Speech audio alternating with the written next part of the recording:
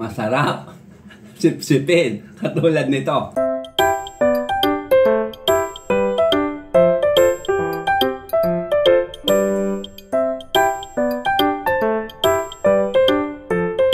Hello mga friendship! Ito na naman ako. O diba, i-update ko na naman sa inyo ang aking pinamili sa palengke ngayong umaga. Anong oras na? Alas 9 na. Ito, pagkakain ko ng umagahan, eto, mag-umpisa na naman akong mag-update ng aking pinamili at ang lulutuin ko ngayong araw na to. O diba? Ewan ko lang kung darating si Parada Boy kasi pagtanghali dito siya kumakain. Ayan. Eto, bumili ako ng ng bagong alamang na sariwa. Ito, dati 2 ang isa nito. Ngayon, 2 na 5. O, diba? 2 for 5 pesos. Medyo tumaas ang presyo. O, pwede natin ibagsak. Hindi naman sa puputok, mga friendship. At bumili ako ng bayabas. Ayan. Dilaw na dilaw. 40 pesos ang 1 kilo. And this is 10 pesos, 1 point. O, diba? Hinog na siya. O, diba? Lambot. Ang sarap pindutin mga friendship. O, hinog siya. Overripe. This guava is overripe. O, diba? Hindi pwede ibagsak. Baka malamok mga friendship. Lagay natin dyan. At eto, kangkong. Pinakamura itong kangkong. At saka itong bayabas. Murang ngayon ang kangkong. Ano siya ngayon? Sale, bargain, o diba? Bili ko dito is 5 pesos, o diba? Mura lang ang kangkong. Ewan ko kung saan nila kinuha to, mga friendship. Hindi ko alam kung tinanim o sa tabi-tabi nila kinuha. Ang importante, hindi ko alam kung saan nila kinuha, di ba mga friendship? O, bagsak, pwede bagsak yan. Kasi dahon yan. At eto, medyo mahal ang ang tawag dito, pag dito, labanos, radish in English. This is 10 pesos. O, diba? Very expensive. Very expensive, mga friendship. Magkano ba 1 kilo nito? 70 ata. Kaya ito, 10 pesos. O, pwede rin ibagsak yan. Ano naman sisira. Dahil, ang mahal talaga ng talong ngayon, eto, nag-estrangga na naman akil sa tawag dito, sa tanim ng mga senior, mga tanim namin mga senior. Kasi pag hindi mo naman kinuha itong mga friendship, alam mo, tumitigas lang. O, diba? Tumitigas siya at hindi na lumalaki. Siguro ito na yung pinakamalaki, mga friendship. Ayan, ganyan yung pinakamalaki. Pag di mo pa kinuha yan, pabaluktot na. Katulad dito, pabaluktot na. O, diba? O, kung sa palengke ito, rejectable na to, mga friendship. At least, hindi na ako bumili ng talong. Mahal ang talong. 120 to 150 1 kilo. O, meron kanina mura doon 90 butas-butas. O, sino bibili noon? May mga bisita sa loob. O, diba? May kumakain sa loob ng talong. Kaya mura. 90 pesos. O, yung mga magaganda, yung mga hindi rejectable, 120 to 150. O, diba mahal? O, tignan mo ito nga, o. Ano na to? Akala mo, mura pa ito, mga friendship. Gurami na, mga friendship. Gurami, from the root word, gurang. Kaya lang, di na siya lumaki. Sayang, pag di kinuha, di ba, mga friendship, o, pwede naman kumuha, o, di ba, liliit. O, ayan. Ayan, o, pwede pa rin bagsak siya. At ang kamatis, medyo mura din ang kamatis. Sasali natin dito. Dati, ang mahal ng kamatis, ngayon, marami ng kamatis ngayon. Kaya medyo mura na. 30 pesos ang 1 kilo nito, mga friendship. O, ayan. Ito, 10 pesos. Ay, hindi pala. 12 pesos. O, diba? Hindi pa ginawang kalahating kilo, no? O, diba? At siyempre, ang pinakabida ngayong araw na to, ang bangos. Mahal din ang bangos ngayon, mga friendship. Yan. Kaya nga, pag bumibili ako ng mga ulamin sa palengke, ina-update ko kayo. O, sana huwag kayo magsawa sa kapapanood sa akin sa update ko ng mga binibili. O, diba? Para alam naman ninyo ikaw na magkano presyo. Lalong-lalo na sa mga viewers na kahit papano, may mga viewers din naman ako sa iba't ibang lugar ng bansa. O, diba? Kala nyo dito sa Pinas, ha? Meron din, mga friendship, kahit 3, 5. O, diba? Eto, 150 daw 1 kilo. Ayan oh. Ewan ko kung Bangus Dagupan ito o Bangus Pangasinan. Ay, Bangus ano? Bangus Manila. Ayan oh. 150 isang kilo. Bili ko dito is 48 pesos. Wala man lang tawad. Pero hindi ko na binarat yung nagtitinda. Kasi nahiyan ako tawaging baratilyo. O diba? O, pwede itsa, pwede ibagsak. O diba mga friendship? Ayan. O sige na mga friendship. Ayusin ko ng aking lulutuin. O diba? Dahil anong oras na? Maaga pa naman. Alas 9:30 pa lang. Ay, hindi pala. Alas 9:05. 9 a.m. in the morning. Hindi ngayon Sabado, hindi na ngayon Linggo. Today's Friday. O diba? O sige mga friendship handa ko muna itong aking mga lulutuin. Exit muna ako. O diba? Chuk! Para akong sira, no? Mga friendship, nag-isa ako para akong lukring. Oh, ibong lukarit. Mga friendship, mag-umpisa na ako magluto. Ayan yung kasirola na may hugas bigas. Yan, sinaling ko na at ilalaga ko muna itong bayabas. Isang katerbang bayabas mga friendship. Oh. Hahanguin ko na ang bayabas. Oh, medyo luto-luto na siya mga friendship. Oh, di ba ganda ng kulay? May orange na bayabas. Oh. Diyan ba sa inyo mga friendship? May orange din ba? O puro kulay puti? Minsan pa nga may kulay pink, may kulay pula.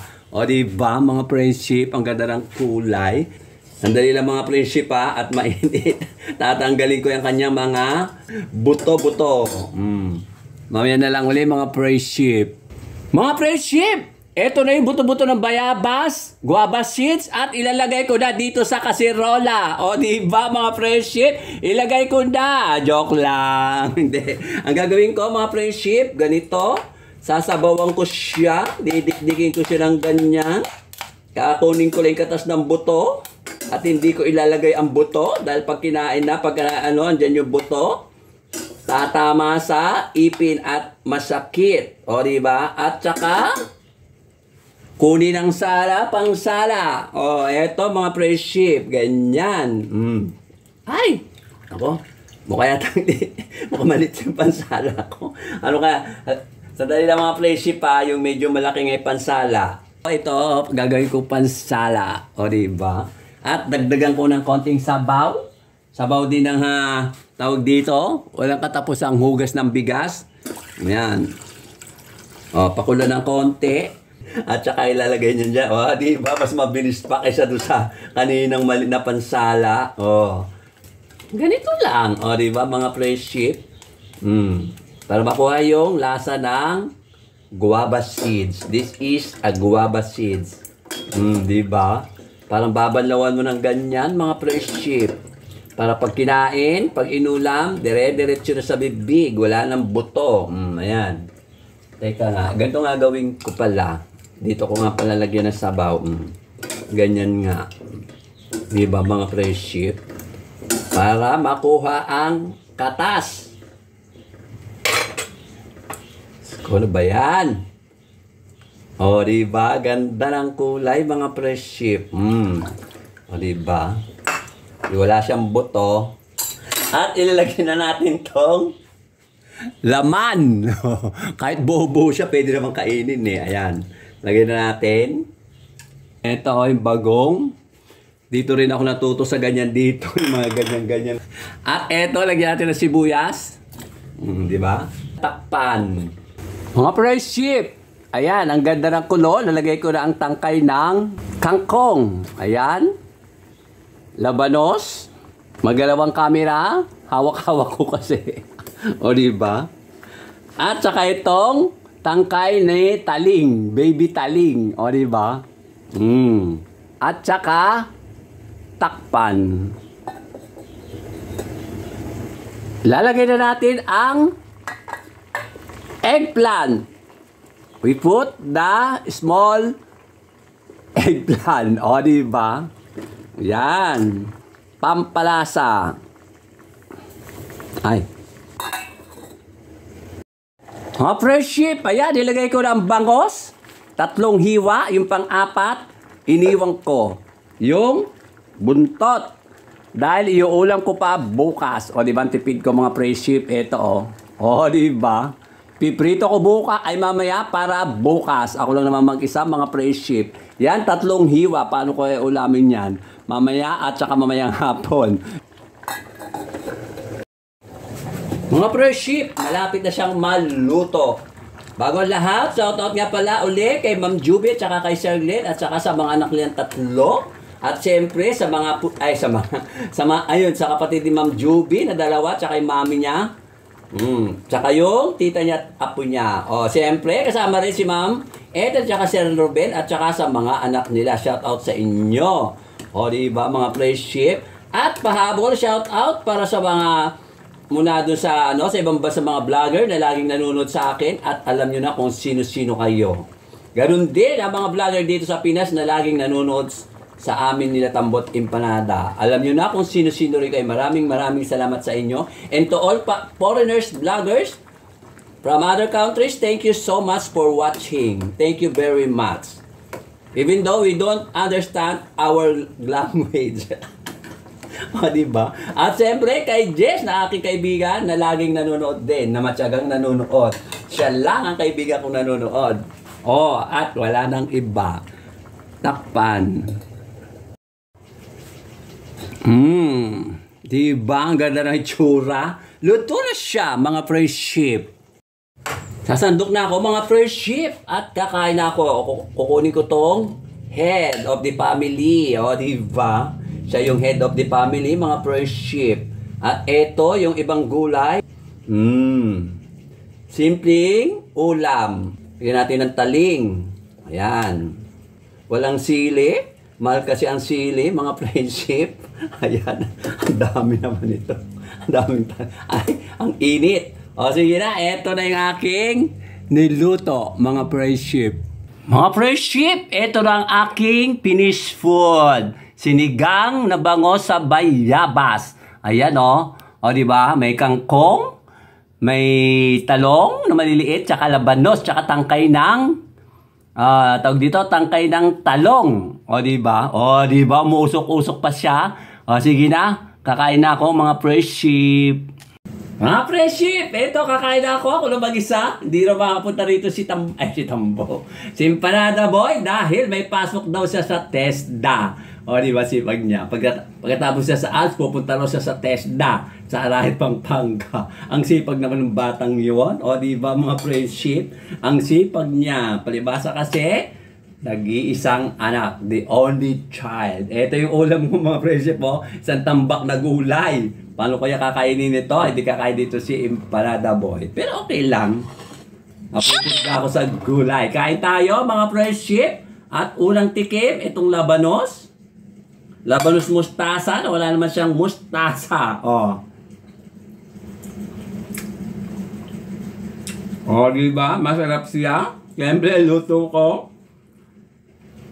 Ito yung yung taling, yung tangkay ng taling. O, diba? Lambot, mga friendship. Ang sabaw. Oh, masarap siya. At ang taling, eto. Manamis-namis siya kasi bagong pitas lang kanina, mga friendship. Inester ko. Diba? At eto yung yung buong talo, ay buong bayabas. Eto, yung kulay orange.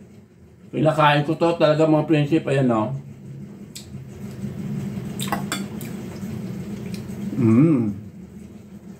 Manamis-namis siya. wala nga lang sili. At eto yung tangkay ng kangkong. Malambot siya. Harap. At eto pala yung talbos ng kangkong. Sa English, King Kong. Diba? Sarap kaya kumain. Kaya ako na mag-isa. Diba? Kaya lang mukha akong tanga. Daldal ako ng daldal. Sarap. At itong bangos. Mahilig talaga ako sa bangos. Hindi napapansin. Marami akong nilutong bangos kasi medyo mura. Kaysa sa manok. Di ba? Ang gawin natin yung ulo. Sa bangus kasi, mahilig ako sa ulo. Ayan o. Sa ulo ng bangus, mahilig ako dahil masarap. Sip-sipin. Katulad nito.